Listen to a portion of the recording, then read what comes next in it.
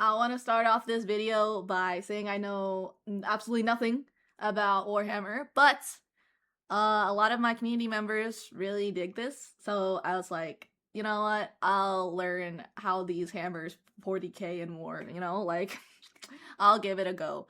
So, this video I thought was the most interesting to introduce me to the Warhammer lore.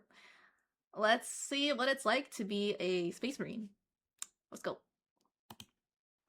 You weren't born. Okay, of course you were born. This is Warhammer 40k. Your luck wasn't landing you as Jesus. You were born screaming, covered in blood, and probably already being judged by a servo skull with a clipboard. But that part where you got to be a person, that ended fast. Because someone looked at your orphaned, half-feral 13-year-old self and thought, yeah, let's give that kid acid spit and a rocket launcher. Oh. First, the tests. Are they like the surgery, cyborgs? then the upgrades. They installed 19 organs. Not metaphorically, they literally opened you up and started adding them. One lets you eat poison, one lets you breathe in space, one lets you lick dirt and taste its feelings. Science. It's I can't tell which of these are serious and which of these are jokes. Is that actually part of the, is that actually in the lore? I don't know which ones are exaggerations. I'm gonna put my money on it's actually in the lore.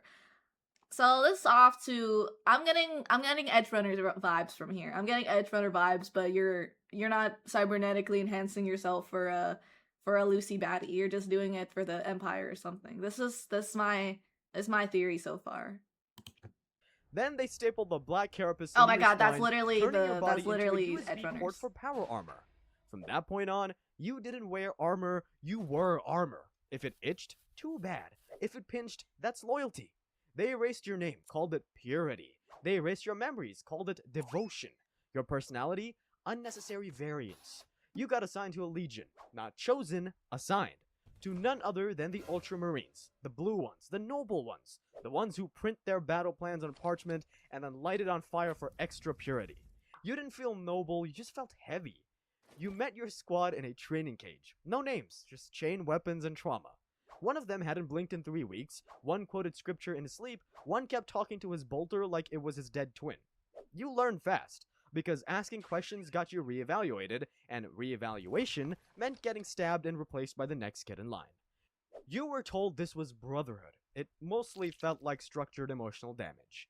They taught you how to fight before you learned how to eat slowly. They taught you how to chant before you understood half the words. And when your bones broke, good, now you could learn how to fight while healing. Eventually, you earned your first deployment. Great Crusade, they called it. Thousands of worlds reunited with the Imperium. Thousands of cultures that didn't want to be. You were told to bring unity. This is like Plants vs. Zombies. You brought a bolter and righteous indignation. Your first kill was a rebel who called the Emperor overrated. Your second was a child with a plasma gun and too much hope.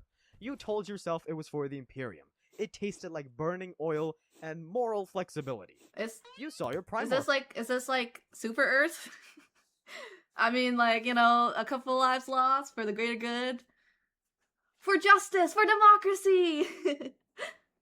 I mean, you crack a couple eggs, kill a couple kids. Oh, I can't say that, can I? I'll edit it in post. I don't want to get demonetized. That'd be bad. Woo. Once, Rabute Gilliman, the avenging son, built like a cathedral and glowing like someone who always files taxes early.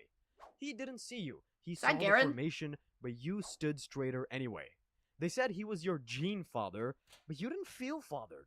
Still, you believed in the Emperor, in the mission, in the idea that democracy! All this pain had a purpose. Because if you stopped believing, even for a second, you might remember what it felt like to be human. And that would be worse. So you kept marching, kept telling yourself that all is well. And for a while, it actually felt like it was working.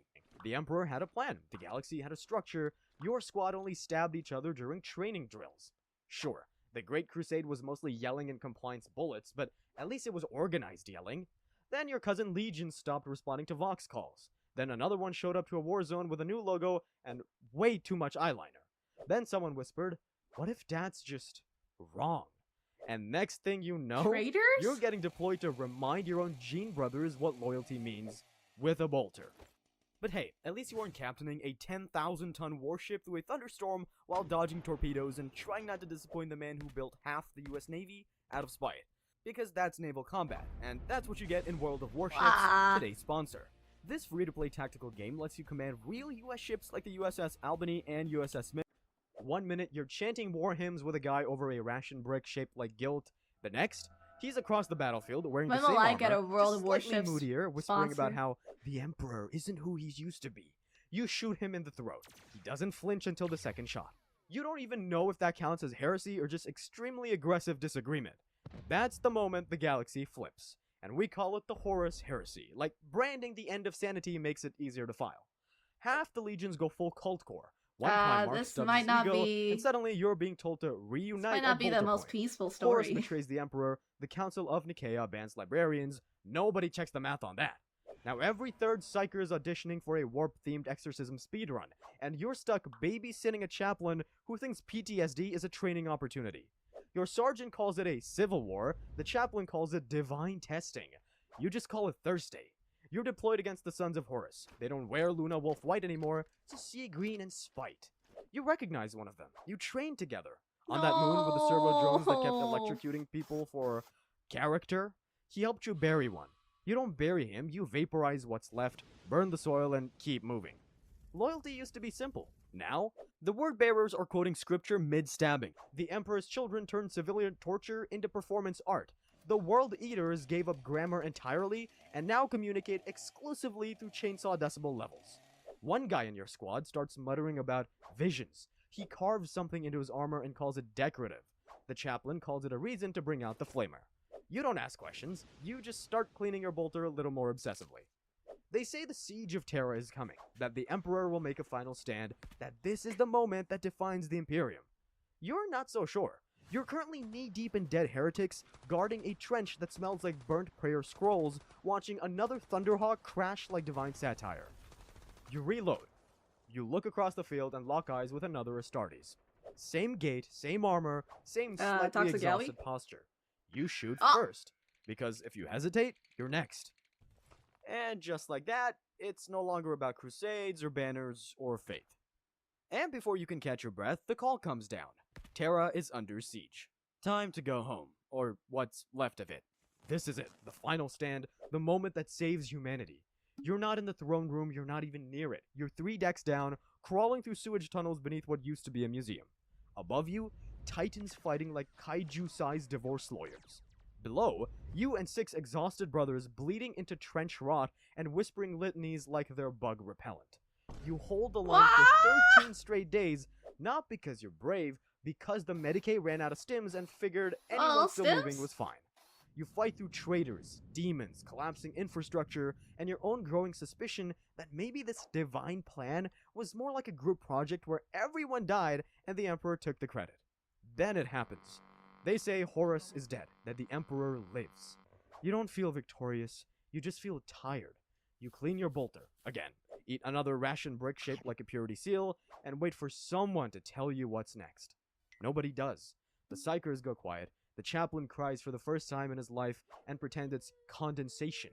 The sky looks wrong. You ask if we won, they say the Emperor endures. Which is code for he's been stapled to a throne and wired into the psychic mainframe like a divine Wi-Fi router. You don't see his body, but you saw the aftershocks, the silence, the sermons rewritten mid-sentence, the people too scared to ask what alive really means anymore. They say he chose this, that he's watching. You look around at the broken wall, the shattered squads, the half-dead world you're now responsible for protecting. But there's no time for grief because the traitors, they're not dead, just running. And the Imperium, it's not victorious, it's about to get rebranded. New banners, new rules, same nightmare. The heresy ends on paper, but the cleanup? That's just... Well, we're halfway in, and I feel like I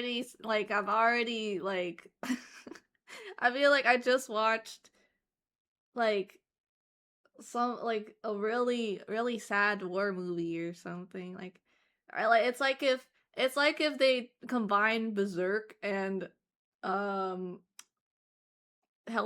2, and then added, like, a little sprinkle of cyberpunk, edge runners, and that's it spit out Warhammer. It's like all those three, by the way, super hella sad. Except a little bit less Helldivers because I get to kill my teammates. But this is such a sad story. What is there? Is maybe there's maybe Josuke, maybe he comes back. Maybe Josuke he saves the day and he goes diamond and fixes everything, fixes your emotional problems and fixes your scars, and there's no more Imperium. I don't know. I don't know what faction I should go for, guys. What faction the works for me? I only really know the Imperium because this is the first video I watched, but whatever one is the most peaceful, I'll go for, or whatever one is the most evil. Both work for me. So, let me know which one that is. It's getting started. They told you Horus was dead, that the Emperor was alive, that the Imperium stood victorious. Then they handed you a flamer and told you to start with your old recruitment planet. This wasn't about justice anymore. This was about optics. This would make a killer war game. You just shoot people all the time. Chase the traitor legions into the Eye of Terror, world by world, monument by monument. If it bore the wrong colors, burn it. If it quoted the wrong scripture, burn it. If it didn't cheer loud enough during a compliance parade, double burn. You asked if this was still holy work. The chaplain stared at you so long you started reciting litanies out of guilt. You're given a fresh purity seal and told to stop asking questions. You pin it to your chest like it's supposed to keep the memories from leaking out. Spoiler, it doesn't. How do you play Warhammer? Astartes gets introduced, which splits legions into chapters to prevent another Horus trading might for control. Gilliman writes it. And by writes, we mean data dumps 500 pages of passive-aggressive war rules and calls it divine structure. Your job now includes checklists. You used to charge into battle with a chainsword and a scream. Now you submit a formation request and wait for bolter clearance. You lose your first friend to deviation. He wore his old Legion tattoo one day too long. Then say he retired. You find his helmet in the supply bin 2 weeks later. Sometimes, in the silence between deployments, you find yourself whispering their names. The ones they made you burn, the ones they made you forget. You say them in low Gothic, quiet, just once, then delete them again. Because in the Imperium, memory is a liability. But paperwork? Paperwork is sacred now. And your legion? Not a legion anymore. Now it's a chapter. Same colors, fewer brothers, more mandatory war chants. Some of your squad got reassigned. Some volunteered to start new chapters. One vanished mid-briefing and came back with a different name and a promotion. No one asked questions, you just called him brother and pretended the old name didn't echo. There were no more glorious crusade charges. Now it's tactical engagement, pattern gamma, tertius. At least this sounds kind of middle peaceful. Management and blessed by bureaucracy. You used to win battles by instinct. Now you win them by PowerPoint. Your captain starts quoting subclauses mid-fight. Your sergeant carries a purity checklist. You find yourself missing I think that's the just days called a when you midlife punched crisis. heretics and prayed after. Your chapter gets a new chaplain. He's younger than your helmet. Quotes doctrine like slam poetry. Calls the emperor the first spreadsheet. You laugh, then realize he's serious, and then cry a little. Silently, because emotion is still considered a soft mutation. You fight in a dozen more crusades, against orcs, Eldar, and things so weird the administratum hasn't named them yet.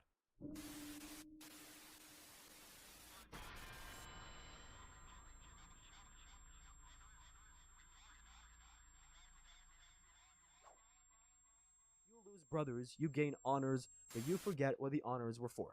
Sometimes you see the others, the new chapters. They share your gene seed, not your memory. So I'm guessing chapters are like squadron. Now you just feel heavier. And I don't mean emotional baggage. Okay, maybe I do. I can't be your narrator and your therapist, so like, this one's on you. But hey, that's just aging, right? According to the Codex, you're still combat effective. And if you're not, well, the Imperium has a plan for that too. You just get repurposed, so you keep going. No. Decades blur, wars change names, enemies respawn with new hats.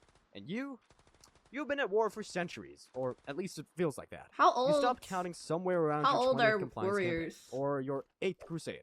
Or maybe it was that one skirmish where your arm got vaporized and the tech marine reattached it using incense, duct tape, and what might have been faith. Point is, you're still here. And honestly, you're starting to think that is the punishment. The galaxy keeps changing. New Xenos, new cults, new ways to scream in languages your auto-translator actively censors for morale reasons. You once fought a creature that wasn't born in real space. Your captain called it a demon. You called it Tuesday, because Thursdays already got booked. The warp storms get worse. Time fractures. One mission takes 2 hours for you, 12 years for everyone else. You return to base and find out your chapter already mourned you, replaced you, and assigned your bunker to a servitor named Clanky. Clanky snores loudly. You fight alongside newer recruits now, Primaris, shinier, taller, built like bad decisions in power armor. They're polite, efficient, soulless. You don't hate them, you just hate that they still believe.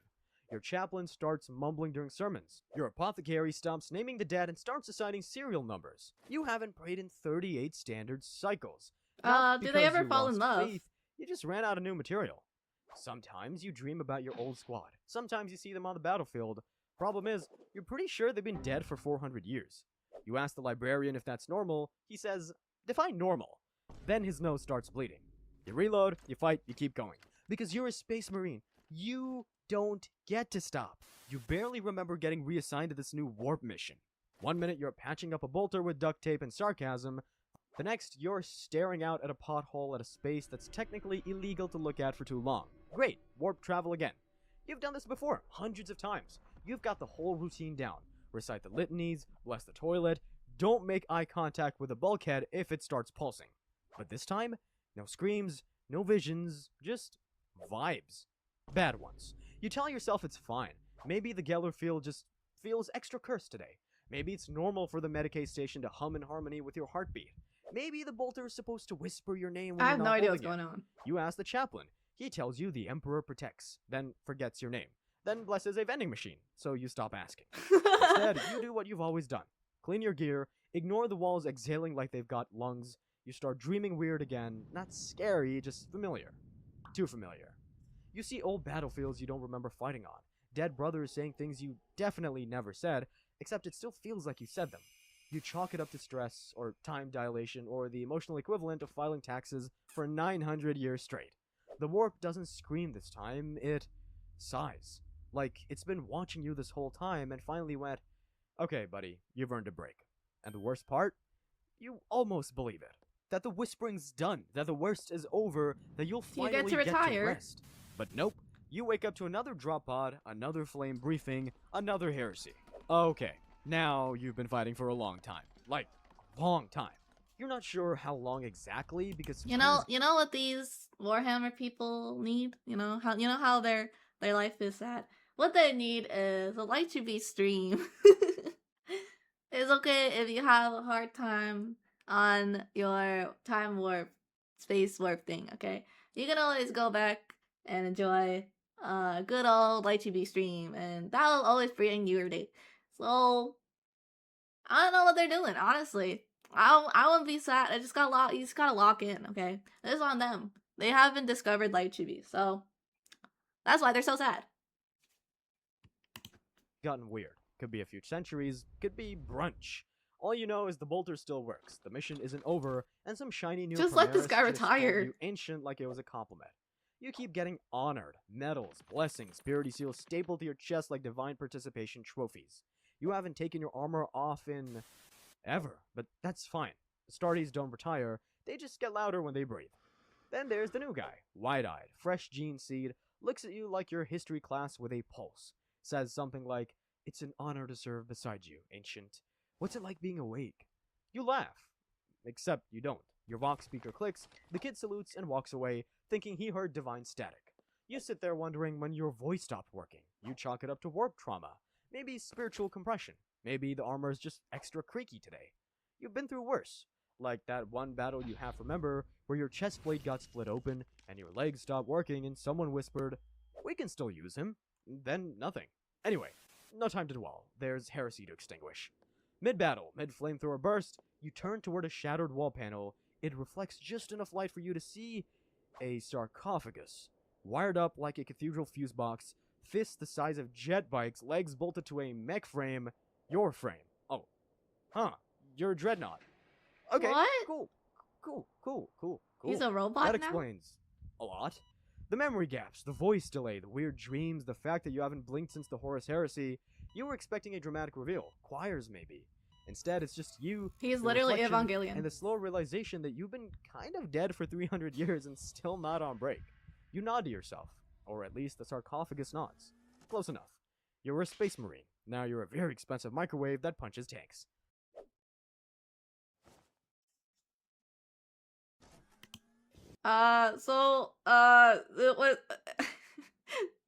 What for all the other factions and jobs, does it get better or worse? I want to know. Like I'm just kind of curious. Does Warhammer like is what's the best job you can have in this universe? I feel like it's chaplain. All I gotta do is bless some vending machines. That sounds good for me. Or like where are they finding these orphans? Like I don't I'm still missing a few blanks. All I know is that if you're in Warhammer, you're not gonna have a good time. I mean, it's not called like Rainbow Fairy Princess 40k. It's called Warhammer. I'm not seeing no hammer though, so that's the only sad part. Uh, I think this series is 9 Bs out of 9. Um,